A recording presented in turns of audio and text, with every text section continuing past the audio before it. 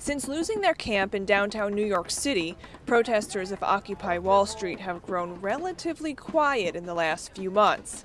Until today. Bank of America! Back for America! It is accurate to say that we've been regrouping, rebuilding our infrastructure. I think as the weather gets warmer, you'll see us in a visible sense more, but we've been working all throughout the winter. Occupy resurrected its action with an 80-city protest targeting big corporations involved with the American Legislative Exchange Council, or ALEC.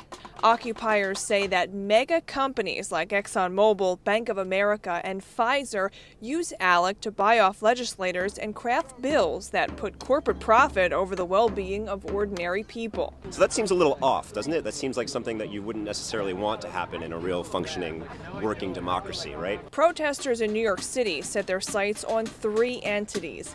Bank of America, which received bailout money and was caught a year later paying million-dollar bonuses to hundreds of employees. Drug company Pfizer was targeted for what protesters call the company's manipulation of the healthcare industry to keep drug costs high. And what Occupy protests wouldn't be complete without targeting the rich, the top 1%. Protesters made a stop in front of Koch Industries, owned by the billionaire Koch brothers. The focus here to point out the rising income equality in the U.S. The main beef is that politicians are passing laws because corporations tell them to, not because they think it's in the best interest of their constituents. That connection between money and politics is what we're really focusing on.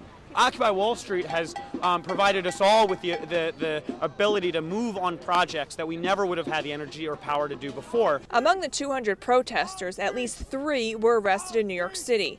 Protesters planning future actions told RFL that today's protest was a test run for a larger citywide action May 1st.